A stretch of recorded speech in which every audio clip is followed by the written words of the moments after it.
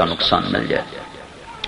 ایمان بھی سیکھا جاتا ہے، ایمان صرف کلمہ پڑھنے سے ایک بنیاد بنتی ہے، اس میں جو ترقی ہوتی ہے وہ محنت سے ہوتی ہے۔ ایمان کا اعلیٰ درجہ کیا ہے کہ نافرمانی سے نفرت ہو جائے، فرما برداری کا شوق لگ جائے، نافرمانی کی طرف قدم اٹھنے نہ پائے اور فرما برداری کی طرف ایسا انسان چلے جیسے بھوکا روٹی کو چلتا ہے۔ تو ایمان جب اس درجے پر آتا ہے تو چند نشانیاں پیدا ہوتی ہیں۔ آپ نے فرمایا جب ایمان کا نور دل میں آتا ہے تو سینہ کھل جاتا ہے۔ ایک شخص نے پوچھا نشانی کیا ہے؟ تو آپ نے کہا التجافی عن دار الغرور، پہلی نشانی یہ ہے کہ اس کا دل دنیا سے ہٹ جائے گا۔ دوسری نشانی کیا ہے؟ والانابۃ الی دار الخلود، اسے جنت کا شوق لگ جائے گا۔ تیسری نشانی کیا ہے؟ والاستعداد للموت قبل النزول، اس سے موت سے پہلے موت کا فکر سوار ہو جائے گا۔ اس میں یہ تین باتیں آ گئی ہیں، اس کا ایمان پورا۔ ایمان مر جائے تو کیا نشانی ہے تو صحیح، کسی کام دا نہ ٹورن دا نہ بان دا نہ کھاون دا نہ پیون دا، اس کی کیا نشانی ہے؟ اطلب قلبک عند ثلاثة مواطن، تین جگہ ٹیسٹ کرو۔ عند سماع القرآن، قرآن دیکھو دل لگتا ہے قرآن پڑھنے میں کہ نہیں لگتا؟ فی مجالس الذکر، ذکر کی مجلسوں میں دیکھو دل لگتا ہے کہ نہیں لگتا؟ فی اوقات الخلوہ، تنہائی میں دیکھو دل لگتا ہے کہ نہیں لگتا؟ فإن لم تجدہ فی هذه المواطن، اگر نہ قرآن میں رغبت ہو، نہ ذکر میں رغبت ہو، نہ تنہائی میں اللہ یاد آئے، تو ایمان کا برتن خالی ہو چکا۔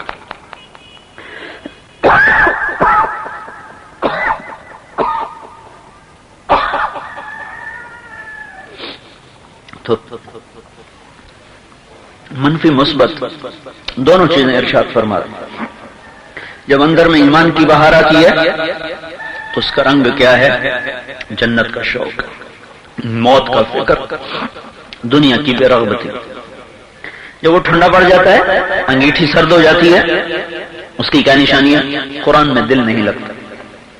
اب ایک آدمی پورا سال قرآن کھول کے نہ دیکھے تو اس کا ایمان کہاں زندہ ہو سکتا؟ ایک رکوع پڑھ کے قرآن بند کر دے، آدھا سپارہ پڑھ کے قرآن بند کر دے، ہوں مزید پڑھے نہیں جا رہے۔ اخبار 4 روزانہ دیکھتا ہو، نوائے وقت شروع سے آخر تک پڑھتا ہو، قرآن کے 4 رکوع پڑھ کے بند کر دیتا ہو، مردہ دل ہو چکا ہے۔ تنہائی میں اللہ یاد نہ آئے، مر چکا ہے دل۔ ذکر کی مجلسوں میں دل نہ لگے، مر چکا ہے دل۔ یہ ایمان عبادات میں وعمل الصالحات میں، عبادات میں نماز سب سے اعلیٰ درجے کی چیز ہے، اور نماز کی تکمیل ہوتی ہے اللہ کے دھیان کے ساتھ۔ جب آدمی اللہ اکبر کہے تو اللہ کے سوا کسی اور کا دھیان نہ ہو، یہ نماز ہے۔ اور حقوق میں غریب اور مسکین لوگوں کے ساتھ حسن سلوک، حقوق میں وہ سر فہرست ہے، عبادات میں نماز سر فہرست ہے۔ جس کی نماز چلی گئی اس کا سارا دین چلے گا، جس کی غریبوں سے ہمدردی چلی گئی اس کے سارے عمل چلے گئے، وہ سارا پرائے لے کے چلے جائے۔ یہ ایمان اور عمل وتواصوا بالحق میں گھر چھوڑنا ہے، اللہ کی راہ میں پیغام حق کو پہنچانے کے لیے اپنے بیوی بچوں کی جدائیوں کو برداشت کرنا ہے۔ یہ اس امت پر فرض اللہ نے کیا ہے، ورنہ اللہ اور نبی بھیجتا رہتا ہے۔ دیکھو نا، 4 ارب کافر ہیں، 1 ارب مسلمان ہیں۔ جو 1 ارب مسلمان ہیں ان میں 95% نافرمان ہیں، 95% اللہ کے باغی ہیں۔ اذان ہوتی ہے، مسجد کوئی نہیں آ رہا، پیسہ آتا ہے، زندگی صراط مستقیم سے ہٹ جاتی ہے، ریشمی لباس آ جاتا ہے، سونے کی زنجیریں گلے میں آ جاتی ہیں، سونے کی زنجیریں ہاتھوں میں آ جاتی ہیں، سونے کی انگوٹھیاں ہاتھوں میں آ جاتی ہیں، اور رقص گاہوں کی طرف قدم اٹھ جاتے ہیں، مال اپنی مرضی سے کماتے ہیں، مرضی سے خرچ کرتے ہیں۔ 95% تو نافرمان ہیں، 4 ارب ویسے کافر ہیں۔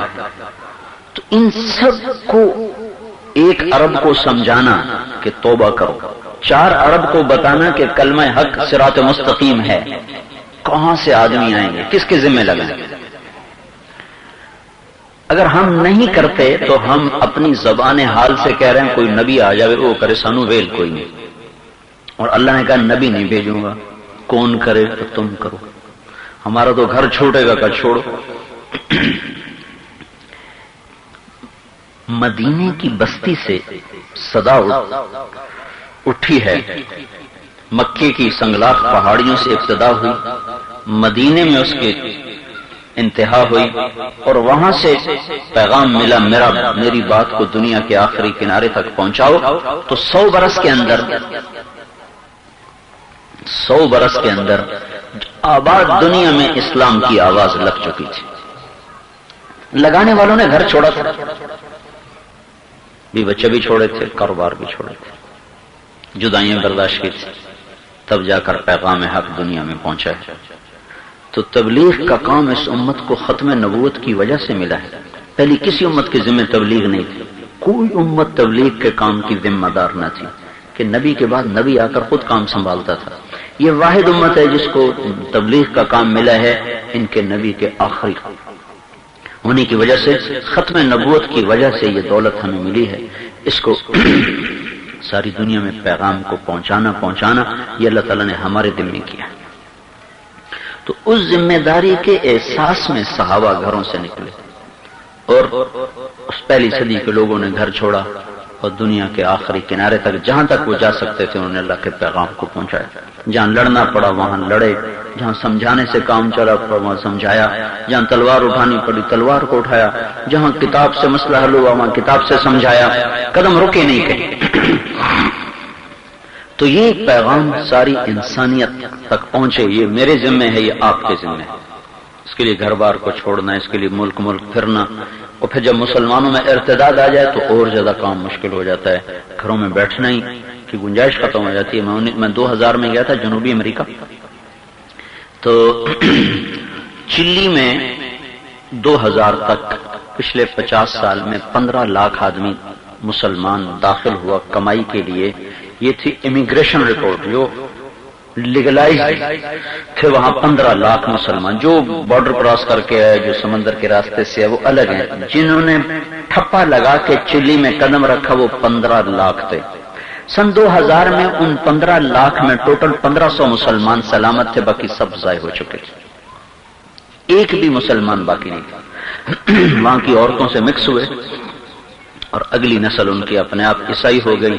انہوں نے اولاد کو بتایا ہی نہیں کہ ہم کون ہیں، اگلی نسل کو پتہ ہی نہیں چلا میرا باپ کون ہے، میرا دین کیا ہے۔ ہم میامی ایئرپورٹ پر کھڑے تھے، ایک لڑکی آ گئی، ہمارے ایک ساتھی نے ٹوپی پہنی تھی، وہ آ کے اس کو سے دیکھنے لگی، تو کہنے کیا دیکھ رہی ہو؟ کہ میرا دادا ایسی ٹوپی پہنتا تھا۔ کہا تم کون ہو؟ کہا ہم موراکو سے ہیں، مراکش۔ میرا دادا ایسی ٹوپی پہنتا تھا، تیرے جیسی اس کی داڑھی تھی، لباس پیسے۔ کہا پھر تم مسلمان ہو؟ کہا نہیں میرا دادا مسلمان تھا، میں کیتھولک ہوں۔ انہوں نے کہا نہیں مسلمان کیتھولک ہو ہی نہیں سکتا، مسلمان ہی ہوتا ہے۔ نہیں کوئی فرق نہیں پڑتا، مسلمان بھی ٹھیک ہے کیتھولک بھی ٹھیک ہے۔ دیکھو وہ کوئی فرق نہیں پڑتا، کہ فرق نظر نہیں آتا نا۔ محمد یوسف یوحنا جب مسلمان ہو کر اس نے جو بیان دیا تھا کہ میں تو شروع سے مسلمانوں میں رہتا تھا، اگر مسلمانوں میں کوئی مجھے چیز نظر آتی تو میں تو بہت پہلے مسلمان ہو جاتا، میرے اسلام کی رکاوٹ یہی مسلمان تھے، بہت پہلے سے مسلمان ہو جاتا۔ وہ تو سید انور جب تبلیغ میں لگا تو پھر اس کو احساس ہوا کہ ہمارا اتنا قیمتی دوست اور جہنم میں جائے، اس نے اس کا ذہن بنایا۔ ہمارے تو خالی نام لگ گئے، اصل کام تو سید انور نے کیا۔ تو اس کو مسلسل سمجھانا بتانا، پہلے بھی تو ساتھ ساتھ پہلے خود اس کو احساس نہیں تھا، جب اس کے اندر احساس بیدار ہوا تو اس نے اپنے بھائی کو سنبھالا، پھر اسے بیان میں لے کے آنا، گھر میں بیان کروا، اس کو بلا، ریمنڈ میں لے کے آ جاتا، وہاں بیٹھا بات سنا، کرتے اللہ تعالیٰ نے اس کا سینہ کھولا۔ تو اگر ہمارے اندر اسلام کی رمق ہو تو کھچ کے آ جائے۔ پچھلے مہینے میرے پاس ہالینڈ سے ایک آیا، وہ تھا یہ اکاؤنٹنٹ، چارٹرڈ اکاؤنٹنٹ تھا۔ اس کے ساتھ کسی نے بات چیت کی اس پر کمپیوٹر پر، پھر وہ 1 سال ان کی بات چلتی رہی، پھر وہ مسلمان ہو گیا، پھر وہ پشاور آیا، وہاں سے ریمنڈ آیا، ریمنڈ سے یہاں فیصلہ آباد میرے مدرسے میں ایک رات گزاری۔ تو اس نے یہی بات کہا، میں مسلمان تو بہت پہلے ہو جاتا لیکن مجھے مسلمانوں کی زندگی دیکھ کر نا شک پڑ جاتا تھا، پتہ نہیں قرآن سچا ہے کہ یہ سچ ہے۔ تو بھائیو، یہ پیغام حق کی بات کو آگے پہنچانا یہ بھی ہماری ذمہ ہے، اس کے لیے کوشش کرنا یہ بھی ہماری ذمہ ہے، اس پر صبر کرنا یہ بھی ہماری ذمہ ہے۔ یہ چار چیزیں قرآن کا پیغام ہیں، یہ چار چیزیں قرآن کا خلاصہ ہیں، یہ اللہ سے مانگنے کی چیز ہے کہ اللہ تعالیٰ اس پر ہمیں آنے کی توفیق عطا فرمائے۔ اس کے لیے اچھے ماحول میں جانا، جمعرات کو مرکز جائیں، ہر مہینے 3 دن لگائیں، مسجد کی پابندی رکھیں، اور جب کوئی تکلیف آئے نفل پڑھ کے اللہ سے دعا کریں، اور اپنی زبان کو غیبت اور گالی سے پاک کر لیں۔ گالی دینے سے لوگ اللہ کی نظروں سے گر جاتے ہیں۔ کوئی کتنا ہی نیک پرہیزگار ہو، اگر اس کی زبان پہ ماں بہن کی گالی ہے تو یہ کبھی اللہ کی نظر میں جگہ نہیں بنا سکتا، کبھی بھی نہیں بنا سکتا۔ ساری زندگی مصلی پہ گزار دے، لیکن اگر اس کی زبان ماں بہن کی گالی پر عادی ہے تو یہ کبھی بھی اللہ کی نظر میں مقام نہیں بنا سکتا۔ وَإِذَا تَصَابَتْ أُمَّتِي سَقَطَتْ مِنْ عَيْنِ اللَّهِ، جب میری امت گالیاں نکالے گی تو اللہ کی نظروں سے گر جائے گی۔ تو کوئی کتنا ہی عبادت گزار ہو، شب بیدار ہو، اگر ماں بہن بیٹی کی گالیاں نکالتا ہے تو یہ اللہ کی نظر میں کبھی بھی مقام نہیں پا سکتا۔